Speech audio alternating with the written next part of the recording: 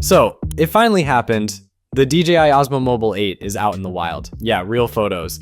Not renders, not leaks from sketchy listings, actual images showing the device in its retail box, thanks to leaker Igor Bogdanov. Before we get into the details, tap subscribe. Trust me, you'll want to be here when the next leak hits.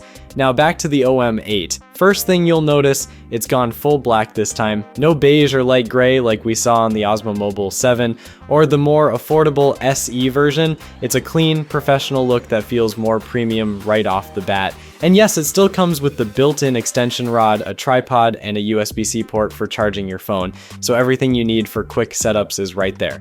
DJI's multifunctional module is here too. That's the little add-on with the built-in LED light and tracking camera, which helps a ton when you're shooting in low light or trying to keep a moving subject perfectly framed. What's notable is it's believed that the Osmo Mobile 8 is a refined version of the 7P, possibly signaling the end of the 8P lineup. Anyways, the handle design stays familiar. That same smooth black grip with illuminated buttons, the side-facing focus wheel, and the thumb joystick for precise pans. But there's one subtle tweak that's going to matter to creators. It seems the new magnetic phone clamp is wider and sturdier, built to handle heavier phones of 2025. DJI is reportedly improving the gimbal's movement too, supporting full 360-degree panning. That's something even the OM7 couldn't pull off natively. And on top of that, the OM8 is said to include Apple's dock kit support, meaning your iPhone can now use its own camera for auto tracking, no extra app needed.